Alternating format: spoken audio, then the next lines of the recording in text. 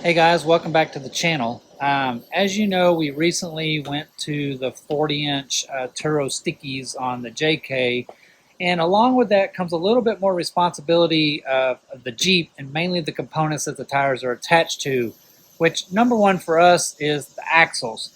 We do still run the mostly stock Dana 44s in our Jeep, and we have stock axles still. So it becomes a little bit of a responsibility between me and the Jeep to take care and ensure that we don't break that stuff.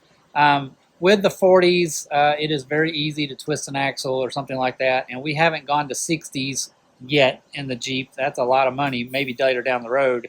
So for now, we are going to do a few things to the axles to help offset what the 40s may incur to the Jeep. And with that, we're going to do a very simple upgrade to the Jeep today here on the back, starting with the back. And let me get the camera flipped around here and I'll show you exactly what that is.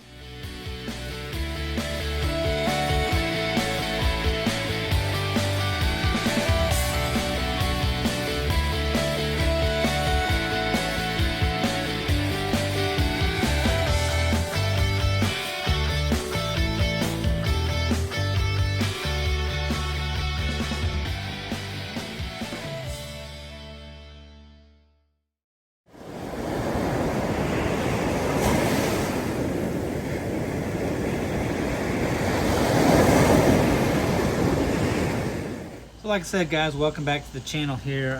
So we talked a little bit about, the 40s in the previous video, and stay tuned. We are going to be doing an actual video where we really put them through some paces and stuff like that and see how they do, mostly coming up in Moab as we head out to Utah. But we did want to do a few extra things to the Jeep before we headed out there to help with the 40s, and one of those is going to be the axles. We have the stock Dana 44s in the Jeep still, and we actually still have stock axles on them. And even with the 37s, honestly, knock on wood right here, we haven't broken axle.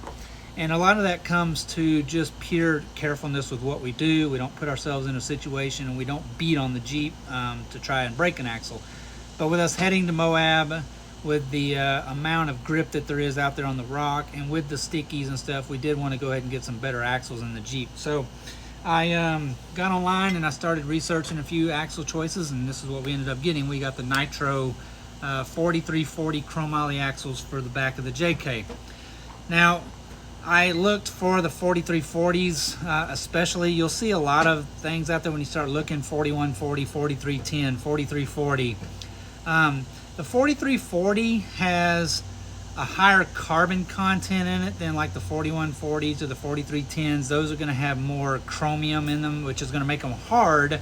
But when you go to the 4340 with the high carbon content, they introduce nickel into the melting pot, so to speak. And the nickel helps with the fracture resistance of the steel. They're all extremely strong, but without the nickel in there, they want to tend to fracture where they'll just snap. So when they introduce nickel into the 4340 formula, it gives the axle the ability to twist more and absorb those shocks and loads. So that's all the major differences are between all those numbers. You generally want to go with the 4340s. I say that's just personal opinion, but with the nickel in there, more stretch in the metal, so to speak. But anyway, we picked up these 4340 Chromoly axles, and we're going to get them changed out on the back of the JK here before we take off to Moab. And yes, it is loaded on the trailer already. I did not think I was going to have the axles in time before we left, so we're just going to change them with it on the trailer already, and it actually kind of helps because it's up off the ground a little higher. So anyway, let's get busy and we'll get these axles changed out. It's a very easy upgrade that you can do yourself. All right, so we're going to get started here, and before everybody's like, oh man, you're doing that with a Jeep on the trailer. Yes, it's still strapped down in the front up there. We got the straps on it. We chalked all three of the other tires, so it's not going anywhere, so we're just fine doing it on the trailer. I just didn't want to have to unload it and everything again before we took off, and it does make a great workbench up here with it being a little bit higher than it is sitting down on the ground. So we're just going to get started. Changing out the axles really isn't that big a deal. Obviously, pull the tire off, pull the caliper off, pull the caliper mounting bracket off, and then it's just 4 retainer bolts and pop the axle out. So essentially we're just going to get on it and let's get it out.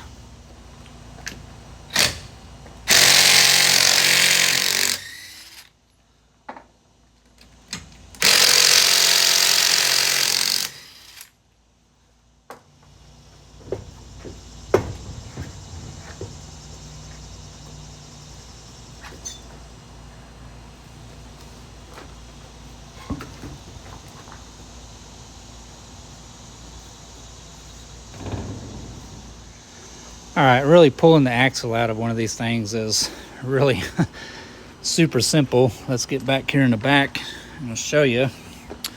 So all we got is we have 2 13mm bolts right here for the caliper. We'll pop those off, and then if we can get up in here, there is 2 18mm bolts right here, one on the top, one on the bottom, that holds the caliper mounting bracket on. Once you have all of that out of the way, it's really nothing more than just pop the rotor off. And then from the back in here, see if we can get up in here and show you, there are 4 retainer bolts. There's one here, one on the bottom, 2 on the front of the axle, and these are 18mm also. Pull those 4 bolts out. Pull those 4 nuts off, and then you can just pop the axle out. So let's get on to it.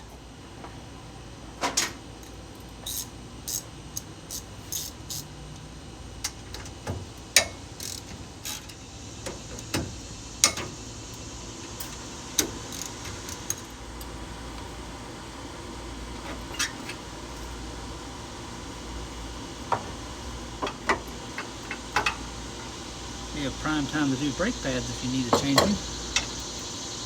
Ours are still relatively new from when we did the big brake upgrade. We haven't put hardly any miles on it since then.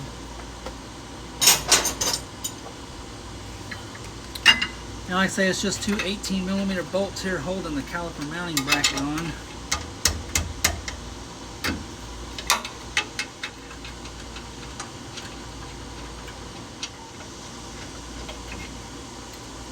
One caliper mounting bracket, and then there's just 4, 2 here, 2 in the front, 18mm nuts. Pull those out. That's what is the retainer for the axle.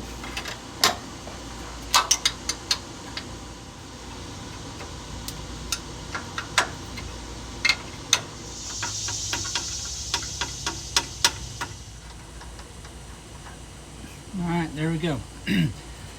These are locking nuts, so if they do not fight you all the way off, replace the nuts. And that's really all there is to it, getting down to the bare axle. So we've already pulled the caliper mounting bracket, all the brake pads out, the rotor's over there. We've got the retaining nuts off for the axle now. So what we are now essentially going to do is just pop the axle out, and we are going to use the rotor for a slide hammer to help in doing that.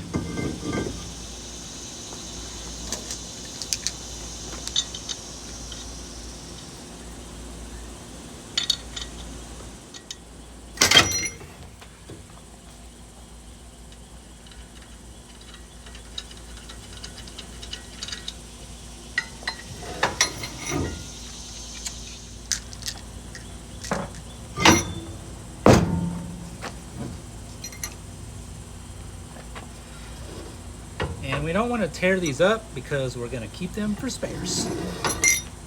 All right, and so there's our stock axle shaft. Let's take a look at the brace here just to see how it looks. Make sure there's no pitting or scarring or anything like that in there. It'll look really good.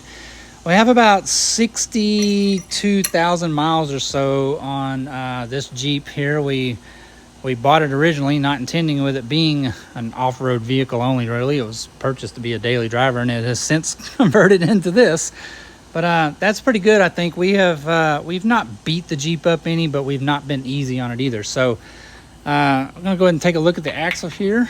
And I don't see any kind of no twisting in it or nothing like that. Let's see. Oops, a little bit out of focus there. No twisting at all in the splines. No, I don't see no signs of twisting on the shaft itself. The bearing looks beautiful. Feels really good still. Like I say, we're just going to keep these for some spare axles. Our new axles come fully assembled here. Let me get it back up here. We can see it. So our new axles here, they came fully assembled, all new seals, bearings, races. The reluctor ring is on here for the speed sensors, which we didn't even have to pull the speed sensor out to do this. Why I say it's a very simple upgrade that can really help you out a lot.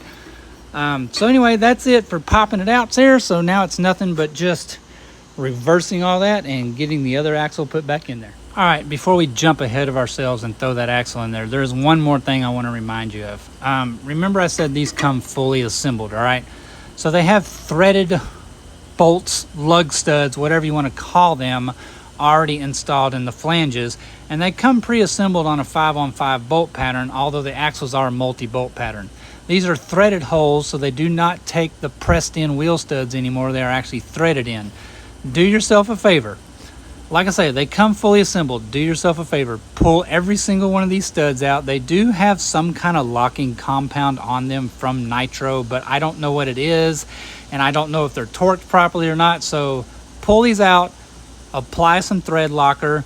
I'm going to use the blue thread locker. I don't want these to be a permanent installation in case we galled one up or break one or anything like that. I want to be able to get it back out. So we're going to use some blue Loctite on these. Pull them all out, blue Loctite them, run them back in there, and we're going to torque them down to 90 foot-pounds.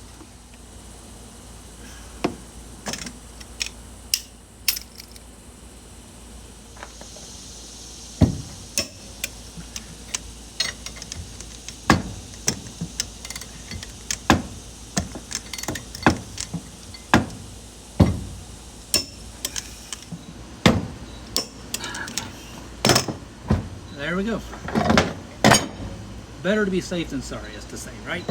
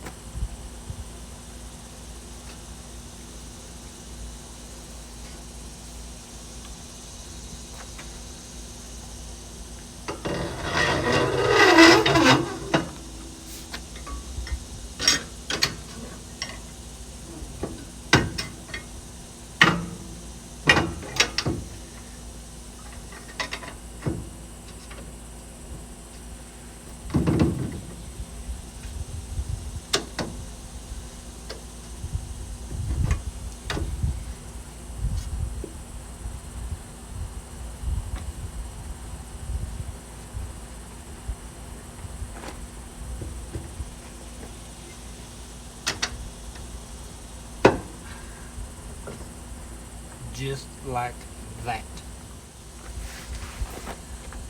Okay, let's talk about the axle retainer itself and the bolt and the nuts that go through there again one more time.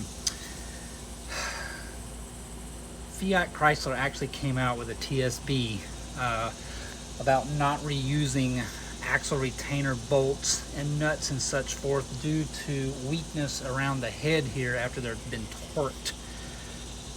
I found a lot of conflicting torques on these nuts, and the most common one that I found was 45 foot-pounds. And like I said, these fought me all the way off, and we have new axle retainers on the new axles. So I'm going to reuse these nuts. That is entirely up to you. I do a lot of maintenance on the Jeep all the time, so I'm back here all the time so I can keep an eye on things. If it was your daily driver, these are cheap. Why not go ahead and put them in there? This is not my daily driver, and like I say, I'm fine with reusing them. Just do what you want to do to make you comfortable. But the most common torque value was 45 foot-pounds, okay?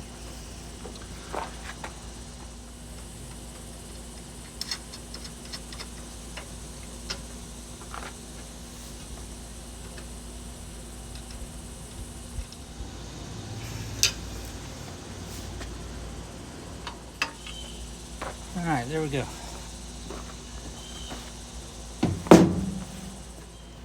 All right, so we got the retaining nut, or the retaining nuts plural, torqued down, and now it's just a matter of getting the rotor and the brake components back on it, get the tire back on it, and we are in business.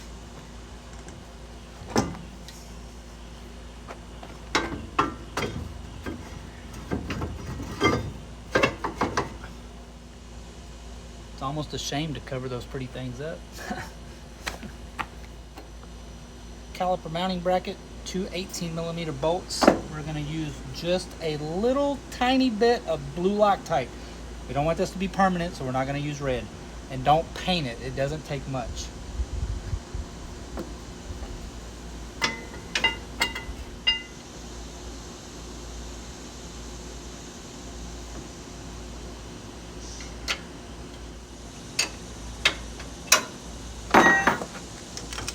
Okay, here comes that conflicting bolt torque again. Some say 120, one say 55, one says 77. I have found both in a Jeep manual, 77 and 55.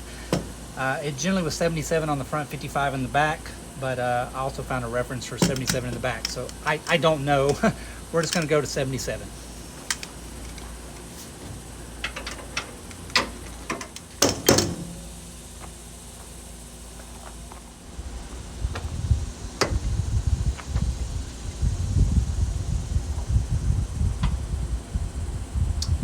Alright, so we got our brake pads back up in our caliper retaining bracket, and we're going to stick the caliper back on now.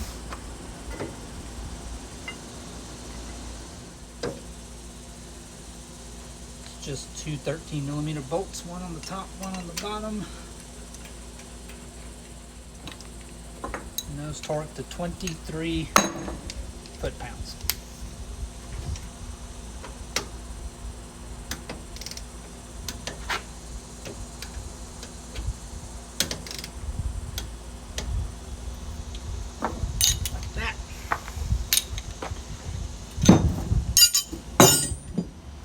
Alright, so there it is. Like I say, a pretty easy upgrade to do to your Jeep, really to help it out. Not the answer to all problems. You know, bigger is better, I don't know. Anyway, maybe someday 60s, but for now we're just going to use the 44s we have. We have some good axles in there now. We got some good components going on there. Trusses maybe, I don't know. We'll just have to see where all that goes with the suspension, but anyway, super easy upgrade to do. Nitro Gear and AXLE, the 4340 Chromoly shafts. So they are 32 spline. This is a Rubicon with the 44 in it, so they are 32 spline. I would have liked to have done the 35 spline, but that involves a whole new carrier and everything, and just don't want to go through all that right now. So we're just gonna have to go and roll with what we have. But for now, that's it. All we gotta do is get the tire back on there, get that thing torqued back up to spec, and hopefully we will be ready to rock a little bit better. It almost seems a shame to cover up those pretty axles with the center caps. I don't know, we may just take those off. We'll just have to see how that goes.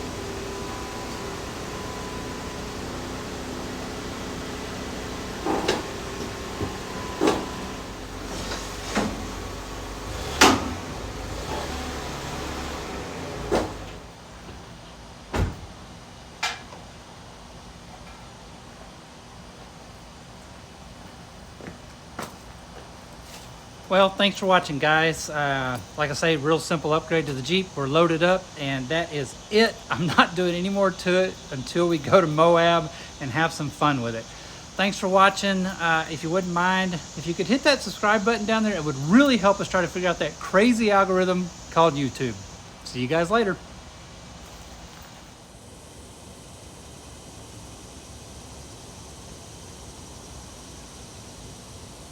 So this is how Wilson felt in all the home improvement shows.